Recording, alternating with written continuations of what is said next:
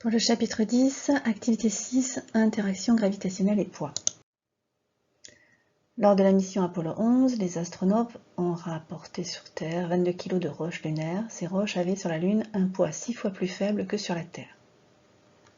Problématique, pourquoi le poids d'un objet dépend-il de l'astre sur lequel il se trouve? Premier document, Newton et la force d'interaction gravitationnelle. Au XVIIe siècle, Isaac Newton, 1643-1727, énonce que les corps s'attirent mutuellement. La valeur de la force modélisant l'attraction gravitationnelle augmente avec la masse des deux corps qui interagissent. Cette valeur diminue rapidement quand on les éloigne. Dans cette interaction gravitationnelle, chaque corps exerce une force attractive sur l'autre corps. Ainsi, la Terre attire la Lune, mais la Lune attire également la Terre avec une force de même valeur. Document B, schématisation et modélisation de l'interaction gravitationnelle. On a représenté sur ce schéma les forces d'interaction gravitationnelle entre un corps A et un corps B. La valeur des forces d'interaction gravitationnelle F de A sur B et F de B sur A s'exprime par l'expression littérale F de A sur B égale F de B sur A égale G ma MB sur D carré. Les unités de F de A sur B et de F de B sur A sont le newton. Les masses MA et MB sont exprimées en kilogrammes. Quant à la distance, elle doit être exprimée en mètres. Quant aux données, nous avons la valeur de la constante universelle de gravitation, 667 10 puissance moins 11 newton mètre carré par kilogramme au carré. La masse de la Terre, qui est de 5,97 10 puissance 24 kg. Le rayon de la Terre, qui est de 6,38 10 puissance 6 mètres. La masse de la Lune, 7,35 10 puissance 22 kg. Le rayon de la Lune, 1,74 10 puissance 6 mètres. Quant à l'intensité de la pesanteur sur Terre, elle s'exprime par Gt égale 9,8 newton par kilogramme.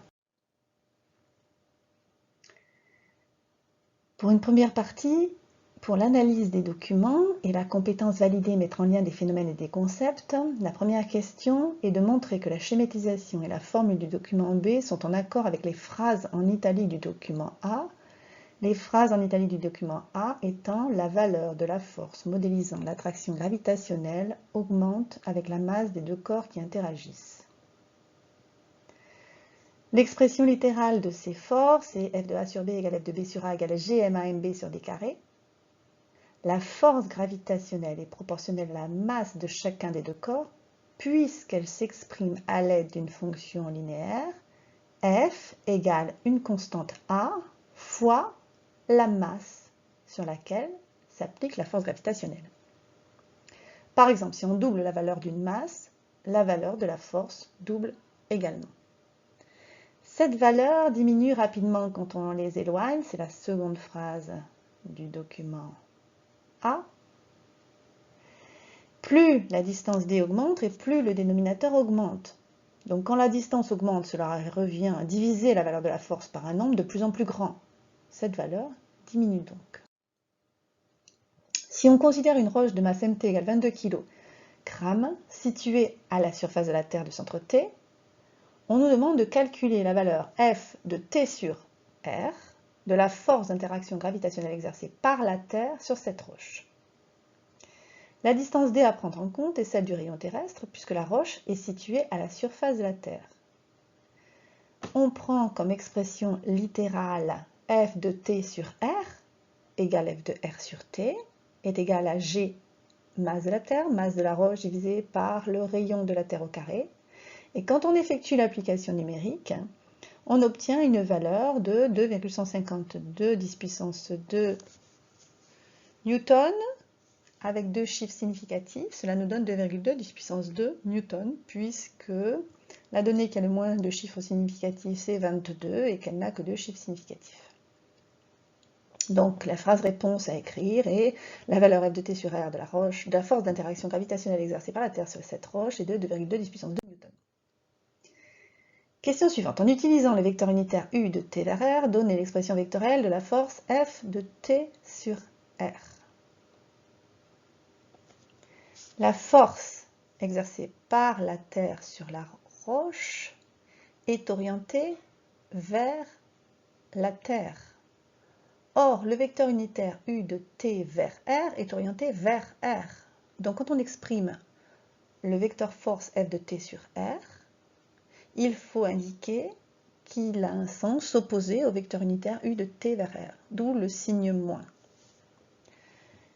Et on multiplie par l'intensité de cette force, ce qui nous donne vecteur force F de T sur R égale moins 2,2 puissance 2 multiplié par le vecteur unitaire U de T vers R.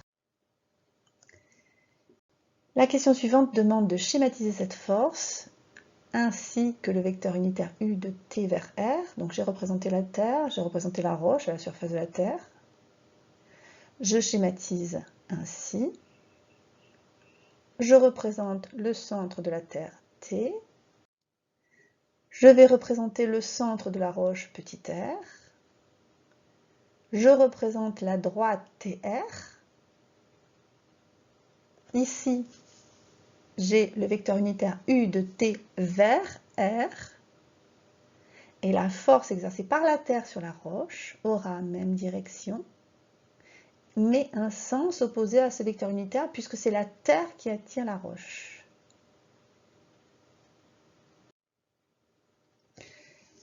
Formuler une hypothèse pour expliquer que le poids sur la Lune est 6 fois plus faible que le poids sur la Terre. Pour expliquer que le poids des roches sur la Lune est 6 fois plus faible que sur la Terre, on peut faire l'hypothèse que l'intensité de la pesanteur de la Lune, GL, est 6 fois plus faible que l'intensité de la pesanteur sur Terre, GT. Et on nous demande ensuite de vérifier que la valeur du poids de la roche, P, sur la Terre de la roche, située à la surface de la Terre, est égale à la valeur de la force d'interaction gravitationnelle F de T sur R. Donc je prends l'expression littérale du poids d'un corps sur Terre. Poids d'un corps sur Terre d'une roche, c'est la masse de la roche multipliée par le champ de pesanteur sur Terre. J'effectue l'application numérique. Avec deux chiffres significatifs, j'obtiens 2,2 puissance 2 newtons. Et je retrouve bien la valeur de la force F de T sur R d'interaction gravitationnelle. On nous demande ensuite de comparer la direction, le sens et la valeur du poids de la roche sur Terre et de la force de gravitation exercée par la Terre sur la roche.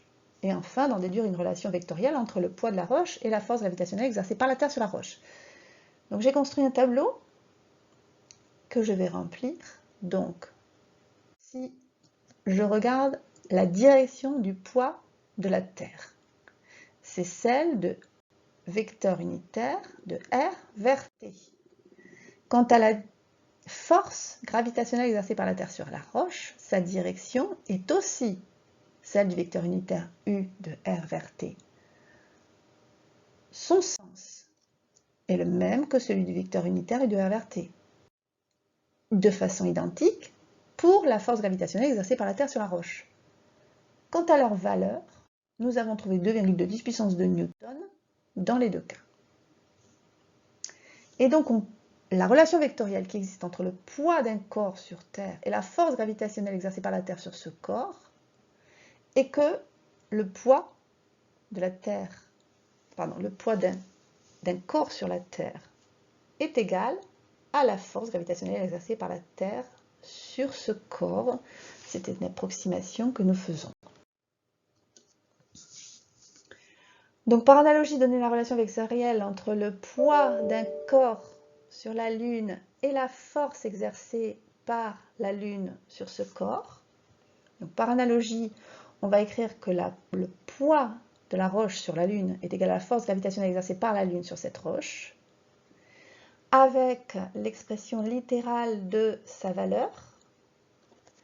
La force gravitationnelle exercée par la Lune sur la roche est égale à G mLmR sur RL au carré. Le poids de la roche sur la Lune est égal à la masse de la roche multipliée par le champ de pesanteur à la surface de la Lune. Et de cette expression, on peut simplifier par MR et on obtient l'expression du champ de pesanteur à la surface de la Lune, GL égale GML sur RL au carré. Le champ de pesanteur de la Lune ne dépend que de la masse de la Lune et du rayon lunaire. On nous demande ensuite de vérifier la validité de l'hypothèse formulée à la question 3, la corriger si nécessaire. Donc on vient de trouver l'expression littérale du champ de pesanteur à la surface de la Lune, GL égale GML sur RL au carré. En effectuant l'application numérique, on trouve 1,62 Newton par kilogramme. Et quand on compare ce champ de pesanteur à la surface de la Lune au champ de pesanteur à la surface de la Terre, je vous rappelle que pour faire une comparaison, il faut toujours effectuer le rapport des deux grandeurs, eh bien on trouve que le champ de pesanteur sur la Lune est égal à 1,6 Newton par kilogramme. Et on trouve bien qu'elle est 6 fois plus faible que l'intensité de la pesanteur sur Terre. Pourquoi le poids d'un objet dépend-il de l'astre sur lequel il se trouve? Parce que l'expression littérale du poids d'un objet fait intervenir l'intensité de la pesanteur de l'astre sur laquelle l'objet se trouve, et cette pesanteur ne dépend que des caractéristiques de l'astre, c'est-à-dire de sa masse et de son rayon.